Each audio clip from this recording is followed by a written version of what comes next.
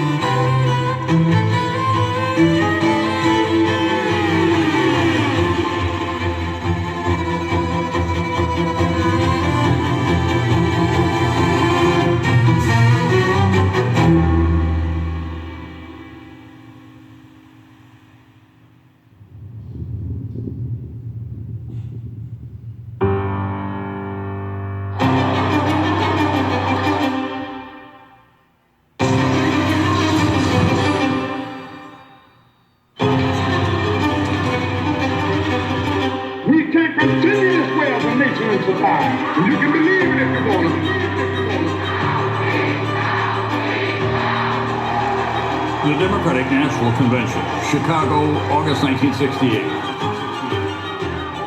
The anger and division we see in the country today may seem unprecedented, but boy, we've seen it before. 50 years ago. To shoot to kill any arson or anyone with a Molotov cocktail in their hand in Chicago. The country deeply divided. No crypto-Nazi I can think of is yourself. In 100 places, Detroit is afire. 100 square blocks are now under siege.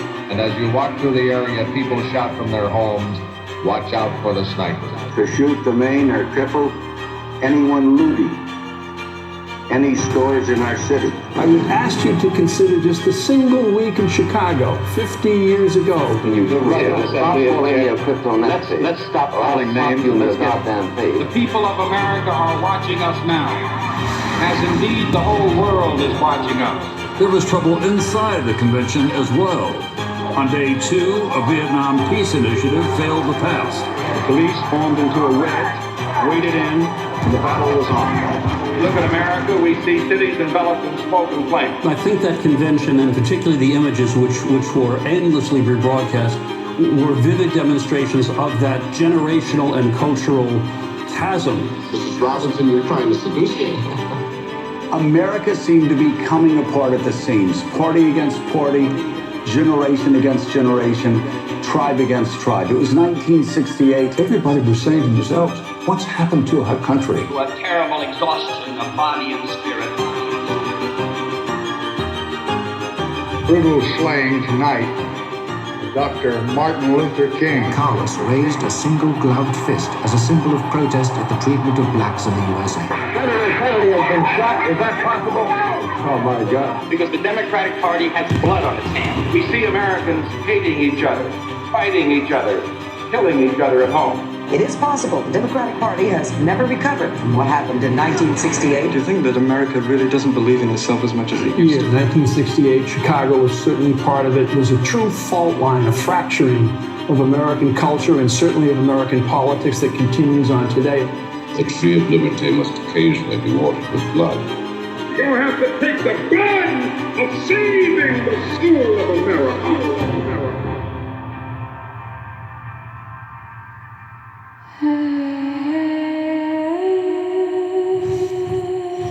A eleição de 2016 forçou os Estados Unidos a se olharem no espelho. E a imagem refletida era perturbadora. O espelho é também o símbolo da cultura, onde um povo pode se reconhecer em suas crenças compartilhadas, valores, produção artística e intelectual.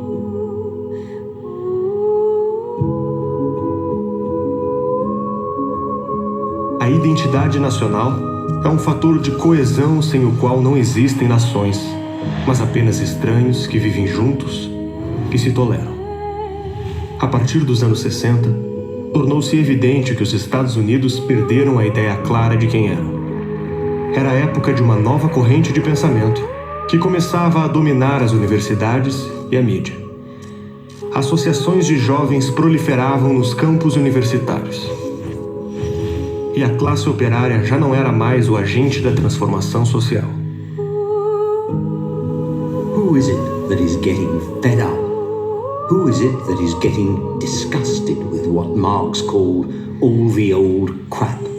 Who is it that is thinking and acting in radical ways? It is the young intelligentsia. Depois das experiências totalitárias do século XX, a identidade nacional foi considerada antiquada e foi associada com fanatismo religioso, imperialismo, racismo, machismo, entre outras denúncias da nova política. O objetivo era construir uma sociedade mais justa, questionando e contestando tudo que estivesse pelo caminho. A questão de como efetuar essa construção poderia ficar para depois. O essencial era destruir a antiga ordem primeiro. Nada estava imune à nova cultura crítica, muito menos o patriotismo, o cristianismo, a família e a defesa do país. Atitudes e ideias que de início eram chocantes e polêmicas iam aos poucos sendo normalizadas.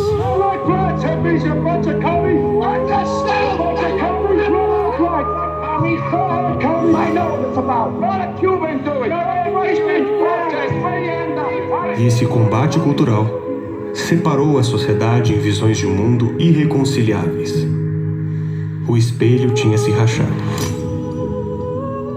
Nesse ambiente conturbado, cada ação gerava uma ação contrária mais forte, até o rompimento total. Essa fragmentação também se refletiu na linguagem. Termos como família, Deus e sexo tinham seus significados contestados.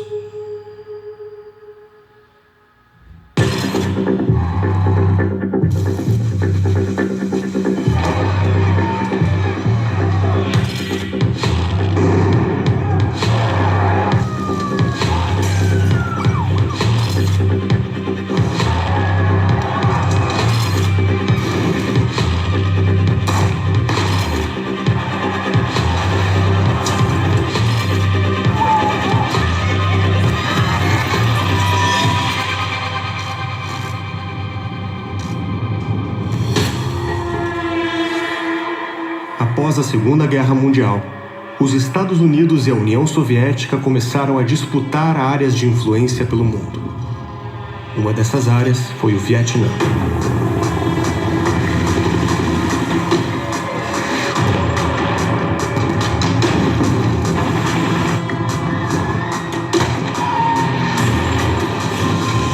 O país estava envolvido em um movimento de independência da França, liderada pelo revolucionário Ho Chi Minh. Tôi thấy là Việt Minh nó giết đồng bào, nó không thực sự tranh đấu cho đồng bào mà nó tranh đấu cho cái hệ thống cộng sản quốc tế mà thôi. Influenciado por ideias marxistas e leninistas, Ho Chi Minh havia recebido treinamento russo para organizar o exército dos Viet Minh e, assim, expulsar os franceses e conquistar o país.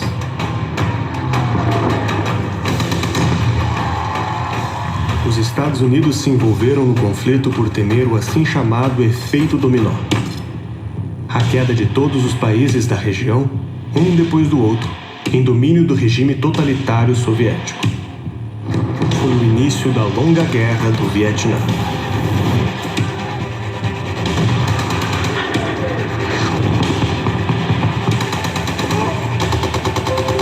O primeiro dia de 1968 deu o tom do ano que viria pela frente. Forças norte-vietnamitas e Vietcongs, apoiadas pela China e pela União Soviética, interromperam a trégua estabelecida pelo Papa Paulo VI e atacaram uma posição norte-americana. O ataque foi rechaçado com baixas mínimas. The enemy's well-coordinated attacks occurred throughout South Vietnam, but the most dramatic demonstration of his boldness came at the very symbol of America's presence in Vietnam, the brand new U.S. Embassy building there. Mas em breve o inimigo retornou mais forte, lançando a ofensiva do Tet, uma das maiores campanhas militares da Guerra do Vietnã.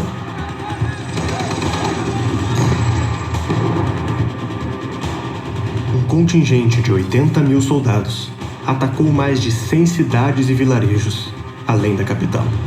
Foi uma das batalhas mais violentas da guerra.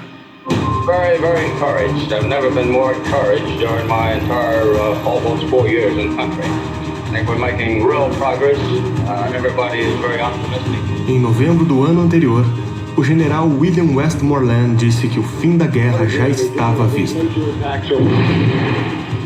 Os americanos não imaginavam que o inimigo era capaz da ofensiva do Tet, e a estimativa do general era claramente otimista e falsa. Embora os Estados Unidos tenham vencido os ataques, libertado as cidades invadidas e derrotado o inimigo, a brutalidade do evento teve um impacto negativo na percepção que os americanos tinham da guerra. Os Estados Unidos não conseguiram aproveitar as vitórias para ganhar a opinião pública.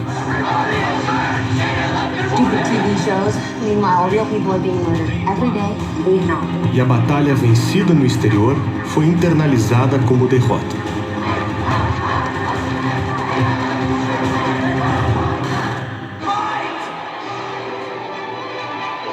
Throughout the world, throngs of people hailed the end of the war in Europe. It is 5 years and more since Hitler marched into Poland. Na Segunda Guerra Mundial, a mídia celebrava as vitórias americanas e demonizava seus inimigos. Mas no Vietnã, os Estados Unidos não podiam mais contar com os jornais como aliados. Tiveram que lidar com as cobranças da opinião pública, representada pela mídia. Since everyone would agree that we have it within our power to kill people much more cheaply than we don't, it does suggest that we are going out of our way to keep from killing people. Entre o idealismo honesto e a simpatia de grande parte dos jornalistas a revoluções comunistas, a mídia questionava, denunciava e atacava as ações do país. Television's presence of that war is what turned the American public against it. Com uma liberdade que seria impensável na União Soviética. People like myself were a member of journalistic elite. They also hate the system for different reasons, though. Not because they lack material affluence, but because they are unfree to think, they're in constant fear, duplicity. This is the year of the whole world is watching. This is the year where all politics is suddenly televisional. This is the year where the phrase living room war comes. Pela primeira vez, as pessoas assistiam e julgavam a guerra do conforto de suas casas. Através da televisão, os jornais denunciavam a brutalidade de cenas e batalhas, e a velha simpatia do povo com o exército começou a desaparecer. Think it's worth it? Yeah, I don't know. They say it would fight something. I don't know. Squalid, bloody pictures on screen of young men getting blown away. Every night of every week. And it's 1, 2, 3. What are we fighting for? Don't ask me, I don't give a damn. Next stop is 28 de fevereiro, Walter Cronkite, um dos jornalistas mais influentes do país, declarou sua desilusão com a Guerra do Vietnã. For it seems now more certain than ever that the bloody experience of Vietnam is to end in a stalemate. But it is increasingly clear to this reporter that the only rational way out then will be to negotiate, not as victors, but as an honorable people who lived up to their pledge to defend democracy and did the best they could. When Lyndon Johnson decided not to run for re-election, his press secretary George Reedy told me that he said to him, "If I've lost Cronkite, I guess I've lost the American people." Em uma demonstração do poder que a televisão tinha alcançado, Lyndon Johnson abdicou de suas pretensões de concorrer à reeleição. I shall not seek, and I will not accept the nomination of my party for another term as your president. Tornar-se a voz da nação. Held a massive demonstration in Washington, D.C. Fazer um país torcer pelo inimigo. It's a vital and necessary tactic. Derrotar um presidente. May Day, with its stated objective of stopping the government. O governo dos Estados Unidos encontrar um inimigo à altura. Orangeburg, South Carolina, home to Claflin University and South Carolina State, and the Orangeburg Massacre. Oficiais da patrulha rodoviária atiraram em um grupo de aproximadamente 200 jovens que protestavam contra o racismo. O incidente ficou conhecido como o Massacre de Orangeburg. 3 dos manifestantes foram mortos e 28 ficaram feridos. Entre tumultos e protestos, já não era possível ignorar a convivência cada vez mais problemática entre brancos e negros. To win gold medals for one's country and still feel a second-class citizen is the bitter paradox facing many colored Americans. Because we were black athletes, what we were supposed to do is run real fast. The United States leads the Olympics in medal awards and is just about supreme in the sprint races, thanks to men like Tommy Smith and John Carlos. Os Estados Unidos também travavam uma guerra interna. A luta por direitos civis trazia a questão racial para o centro das atenções. Durante a entrega das medalhas na Olimpíada do México, Tommy Smith e John Carlos causaram polêmica ao fazer o gesto do movimento Black Power. Of the 70 major riots to strike America during this troubled summer, the worst of the year in the nation's history would hit Michigan's largest city. Foi um ano tenso. Foram 159 revoltas. A maior e mais violenta em Detroit, com 43 mortos, 1.189 feridos, 2.000 prédios destruídos e mais de 7.000 prisões efetuadas. On July 24th, for the first time in a quarter of a century, a state governor requested federal troops to put down a disorder beyond his control. Within hours, the president responded by sending 4,700 soldiers into the riot area. This is going to happen all over America. It's going to be a hot world, not a hot summer. It's a hot world. A rock was thrown, and the city became a war zone. Fires burned for 5 days. No mesmo ano, entrou em vigor a Lei dos Direitos Civis, proibindo a discriminação de moradia baseada em raça, religião e nacionalidade. Mas a oposição permaneceu feroz. And I say segregation now, segregation tomorrow, and segregation forever.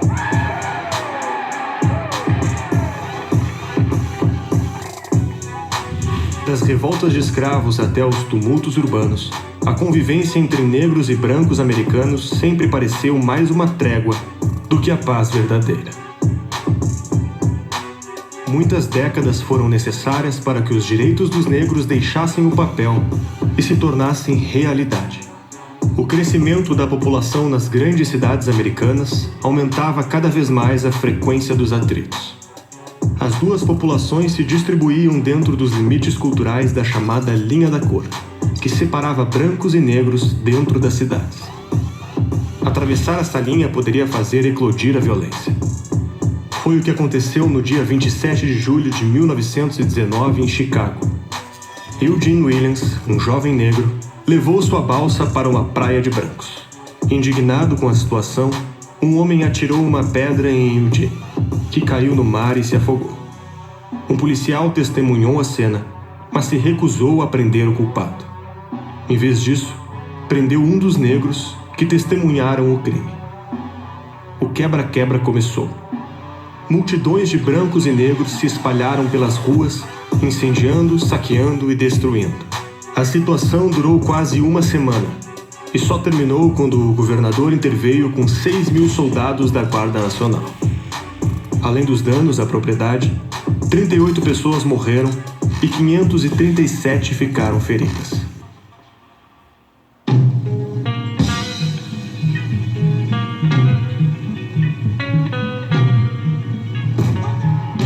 A escravidão em território americano foi o catalisador do primeiro grande racha no país, a Guerra Civil, que dividiu os Estados Unidos entre Norte e Sul. Embora houvesse outras causas para o conflito, a questão abolicionista virou sua principal bandeira.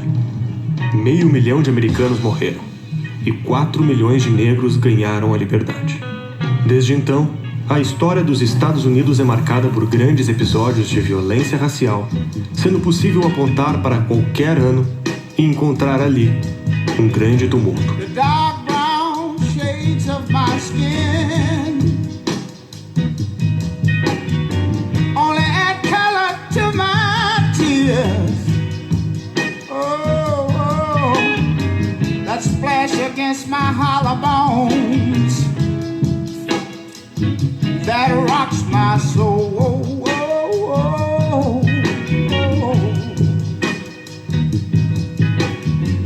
Looking back over my false dreams that I once knew,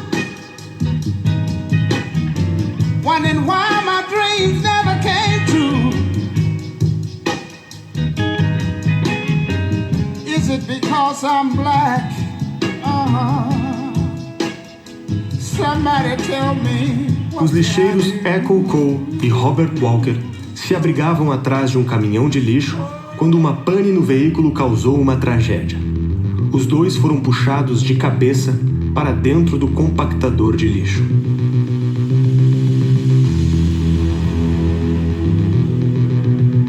Foi o estopim da greve sanitária, com 1.300 funcionários negros lutando por aumento de salário e melhores condições de trabalho, estabelecendo um marco na luta por direitos civis dos Estados Unidos.